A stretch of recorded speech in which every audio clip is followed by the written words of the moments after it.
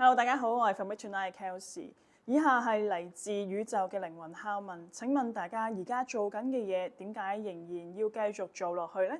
重複多一次嘅問題，而家你做緊嘅嘢，點解仍然要選擇做落去呢？咁如果宇宙問我點解仍然選擇要繼續做身心靈嘅工作，我嘅答案就係因為我想陪伴大家成長，透過我自己嘅經歷分享俾大家，去繼續一齊學習，一齊去成就真正嘅自己，成就更加好嘅自己。有好多時候，我哋有好多唔同嘅期望係嚟自其他人嘅，咁但係呢一啲係咪真係我嘅嘢呢？如果唔係嘅話，我點樣去選擇做真正嘅自己呢？請大家再一次去回想一下自己而家呢一刻點解仍然選擇努力地、辛苦地做而家嘅工作，或者係而家做緊嘅、面對緊嘅事情呢？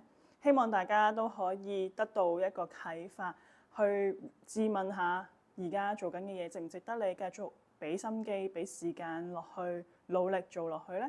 如果係有值得嘅、有價值嘅嘢，咁就再一次話俾自己知係我揀嘅。